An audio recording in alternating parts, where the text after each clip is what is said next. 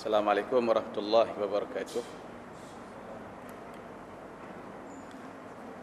Bismillahirrahmanirrahim. Alhamdulillahil awwali qabla insya'i wal ihya' wal akhiri ba'da fana'il asya' al-alimi alladhi la yansa man syakara wa la yakhibu man da'a wa la yaqta'u raja'a man rajah. Wassalli wa nusalli ala habibina al-Mustafa Muhammad bin Abdullah sallallahu alaihi wa alihi ajma'in at-tayyibin at-tahirin wa sallimu tasliman katsira wala haula wala quwwata illa billahil aliyyil azim. Sidang jemaah yang saya muliakan, hadirin dan hadirat yang berada di rumah Allah pada malam ini, syukur pada Allah pada malam ini, insya-Allah kita akan sama-sama cuba mengisi masa yang ada ini bagi menggantikan Ustaz Jamali untuk saya membuat sedikit pengisian yang saya fikir dan saya kira adalah sebanyak merupakan santapan dan juga minuman yang bersifat rohani. Kita diberikan santapan dan juga minuman serta kepuasan yang bersifat jasmani yang kadang-kala banyak jumlahnya dan perlulah dibalanskan, perlulah diseimbangkan dengan santapan yang bersifat rohani. Kerana pada hakikatnya semua kita ini mempunyai dua unsur, jasmani dan rohani. Tetapi di sana, jauh di sana, pada hakikatnya aspek rohanilah yang akan menentukan sama ada kita berjaya hidup di dunia dan juga di akhirat. Bukanlah aspek jasmani ataupun aspek fizikal lahiriah yang kita boleh nampak, yang kita boleh lihat sekarang ini. Tuan-tuan dan puan-puan sekalian, kita sekarang berada di bulan Rejab. Dan antara peristiwa yang berlaku dalam bulan Rejab adalah peristiwa Isra' dan Mi'raj.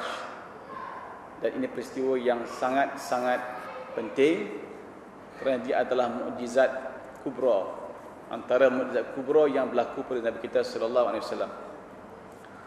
Dalam Quran Tuhan tabir firman dalam surah Isra' ayat yang pertama, a'udzubillahi minasyaitonirrajim.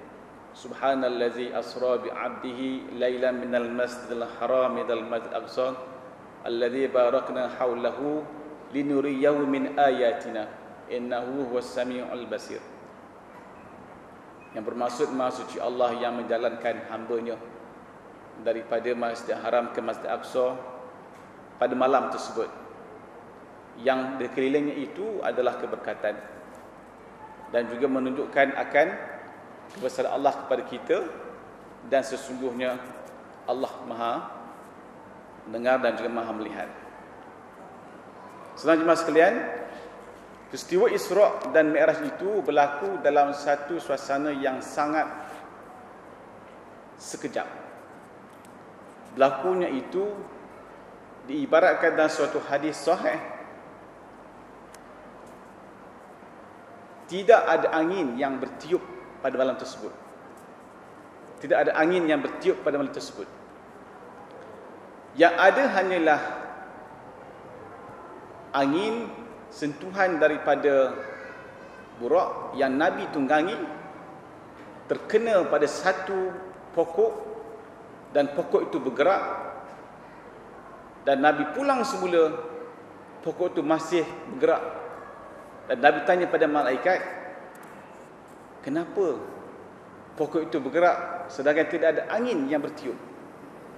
Maka malaikat menjawab, angin itu sebenarnya datang dari pergerakan itu sebenarnya datang daripada sentuhan yang kita telah tersentuh pokok semasa kita bergerak daripada Masjidil Haram ke Masjidil Aqsa, naik sampai ke atas, turun balik ke bawah, pulang balik ke Masjidil Haram, pokok itu masih bergerak. Kerana nak menggambarkan betapa sekejapnya tempoh pergerakan yang sangat luar biasa tersebut. Walaupun Nabi bergerak sampai ke atas sana, tapi tempohnya sebenarnya adalah sekejap.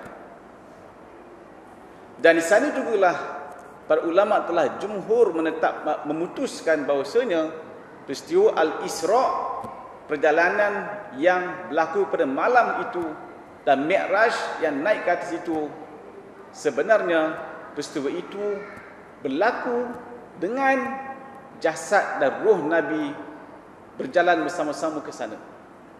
Bukannya roh sahaja, tetapi jasad dan roh sekali berjalan ke sana, mengembara ataupun membuat suatu ekspedisi yang sangat pantas. Di sinilah beberapa takrifan yang tersasar telah diutarakan oleh beberapa orang yang menyatakan ini adalah peristiwa semacam Nabi berimajinasi, ataupun peristiwa Nabi bermimpi, ru'yah saja, bermimpi, dan hasil mimpinya itu Nabi bergerak. Jawapannya salah. Ini adalah peristiwa yang memang berlaku, jasad dan roh Nabi bergerak sampai ke sana dan balik semula ke sini dalam masa yang sangat sekejap dan sangat-sangat pantas. Walaupun hari ini bukan saya nak bercakap tentang Isra' dan Mi'raj. Saya sebenarnya ingin menyambung perbincangan tentang sifat yang saya selalu bincangkan di dalam kuliah subuh saya. Kerana hari ini hari untuk saya menggantikan kuliah subuh, maka saya meneruskan bacaan daripada kitab Hidayatus Salikin karangan Syekh Al-Islam Al-Palembangin. Bagi jemaah yang mungkin tidak ada kesempatan menghadiri kuliah subuh saya, sebenarnya perbincangan kita ini adalah perbincangan mengenai amalan-amalan yang dikategorikan sebagai maksiat batin. Maksiat batin, dalam kata lain, kalau kita buat dapat dosa, kalau kita tidak buat dapat pahala. Itu adalah asi, maksiat. Kita telah berkongsi dan pelajari banyak juga sifat-sifat maksiat batin ini, dan hari ini kita ingin menyambungnya lagi, iaitu mengenai Al-Faslu Tasi' fil Ujub, iaitu pada muka surat 201. Kalau yang mana ada kitab, boleh merujuk pada kitab 201. Sebelum saya mulakan juga tentang perbincangan ujub ini, sukalah juga saya ingatkan diri saya sendiri dan juga semua jemaah, sebenarnya apa yang kita hadapi dalam kehidupan hari ini, kehidupan yang kita kata penuh dengan pancaroba, cabaran dan juga saingan, dan seumpamanya, sebenarnya kalau diukur daripada pandangan spiritual, pandangan kerohanian, tidaklah begitu kilang kabut sangat, tidaklah begitu kata-kata mencabar sangat, atau telah begitu memeningkan sangat. Yang memeningkan sangat itu kerana kita banyak mengukurnya itu daripada pertimbangan jasadiyah, pertimbangan jasmani kita. Itulah menyebabkan kita terkejar-kejar dengan sesuatu benda yang mungkin kita tak boleh dapat, atau kita memiliki perasaan dengki, perasaan tamak, perasaan kata-kata takabur dan seumpamanya.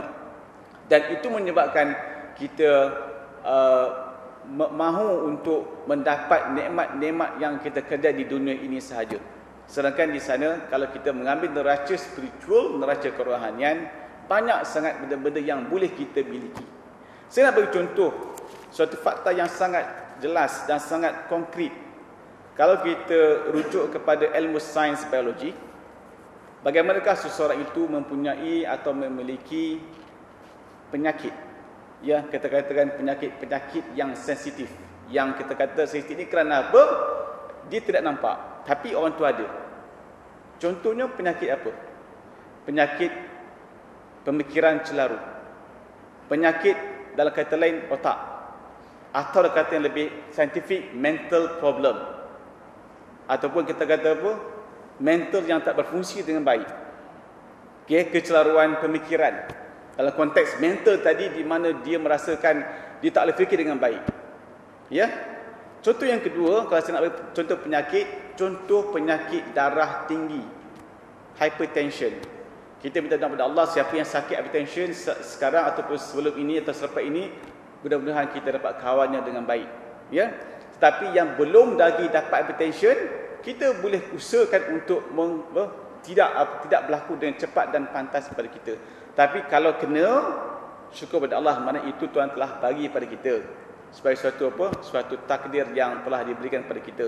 Tetapi di sana sebenarnya antara punca bukan semestinya semuanya berlaku sebab ini, tapi antara puncanya adalah hypertension ini berlaku ataupun kecelaruan pemikiran mental tadi berlaku kerana kita telah force diri kita di peringkat yang kita tak mampu untuk menghadapinya. Kita tak mampu untuk kita kata terimanya.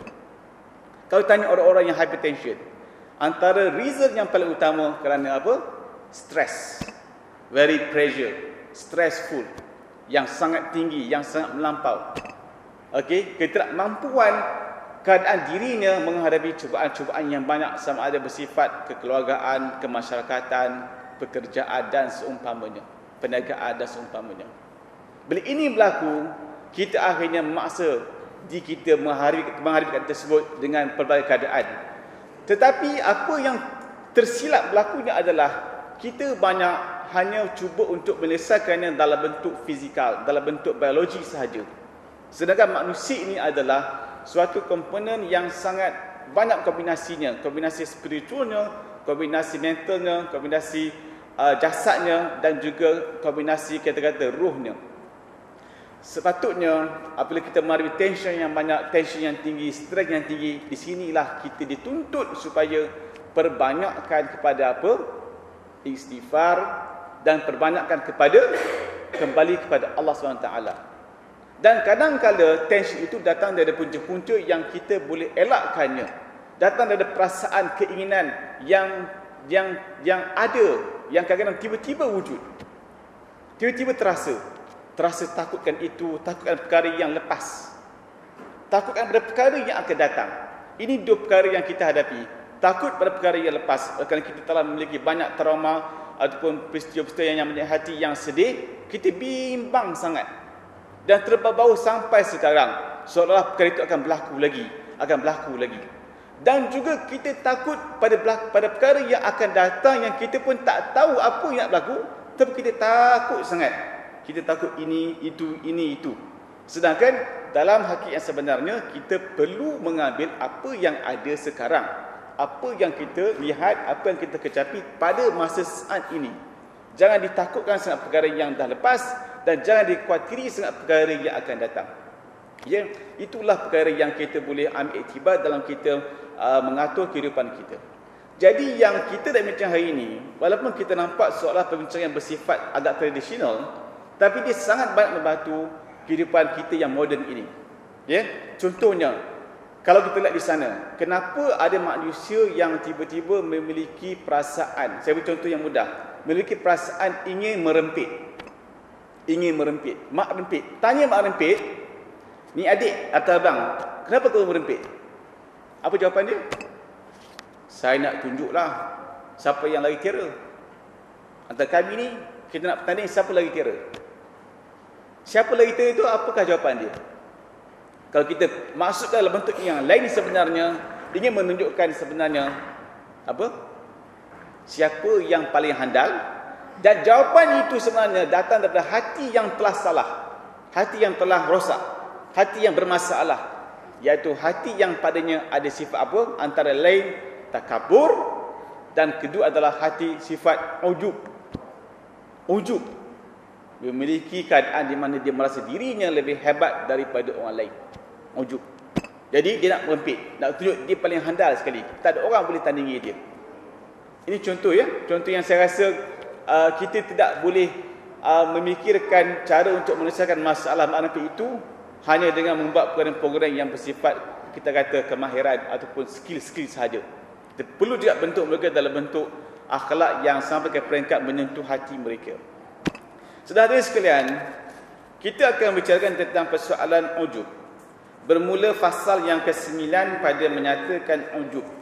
Adapun ujub yang ini hairan akan suatu yang dibangsakan akan dirinya. Apakah maksud hairan akan sesuatu yang dibangsakan akan dirinya? Dalam bahasa moden kita, seseorang itu merasa amat kagum dengan dirinya sendiri. Itulah maksud mudah ujub. Kita merasa kita lah insan yang paling hebat, yang paling kuat, yang paling pandai, yang paling alim, yang paling beramal, yang paling cerdik, yang paling pemurah, yang paling. Sehingga merasakan kita ini tidak boleh ditandingi oleh orang lain. Sebenarnya, hubungan antara ujub dan takabur adalah hubungan yang sangat rapat. Ya, tak boleh Suka kita nak katakan orang tu ujub tanpa takabur. Lazimnya kalau dia ada ujub, datang daripada takabur yang ada pada dirinya. Bila dia ada takabur, mulalah dia memiliki perasaan ujub yang boleh menjadi lebih parah lagi akibat bertakabur yang dia miliki tadi. Maka iaitu dicela oleh syarak. Okey? Lagi membinasakan ia akan ibadat. Masya-Allah. Antara keburukan ujub ini adalah sampai ke peringkat boleh membinasakan ibadat. Syarat sah ibadat apa? Antara lain adalah suci. Kalau syarat zahirnya memiliki taat, mengikuti peraturan-peraturan syariah yang tepat, fiqh yang betul. Tetapi di sana ada juga syarat-syarat batin. Ya, bukan batin di sini bermaksud batin yang kita semayang pakai niat, ibadat pakai niat, bukan itu, tapi ia bermaksud keadaan diri kita, penyerahan diri kita kepada Allah dalam bentuk yang sangat ikhlas lillahi ta'ala. Tuan-tuan dan sekalian, satu persoalan yang sangat besar yang perlu kita tanya pada kita dan perlu dijawab dengan jujur adalah, adakah pada masa kita mendirikan solat, kita merasakan kita betul-betul membuat hubungan dengan Allah SWT. Kita betul-betul merasa dekat dengan Allah SWT. Dan adakah selepas kita mendirikan solat, seolah satu transformasi spiritual telah berlaku pada diri kita? Kalau berlaku dengan apa yang saya tanya tadi, alhamdulillah, kita memiliki solat yang berkualiti. Tetapi sekiranya ketika mana kita mendirikan solat, kita tidak merasa hampir dengan Allah, bahkan kita merasa macam jauh, macam tak nampak, macam rasa tak rasa pun yang kita sedang menghampiri Allah, maka kita perlulah baiki akan solat kita tadi, supaya dia menjadi solat yang sangat-sangat bermakna di sisi realiti solat tadi, bukan sekadar ritual atau sekadar kita kata ibadat yang bersifat lahiriah semata-mata. Firman Allah Ta'ala, wa yawma hunainin iz a'jabatkum kathratukum falam tughni ankum syai'a. Ini adalah suatu ayat Al-Quran dalam surah Taubah yang artinya, dan pada hari perang Hunain, kerana ta'ajub kamu akan banyak kamu, maka tiada terkaya daripada kamu akan sesuatu. Masya-Allah. Peristiwa Hunain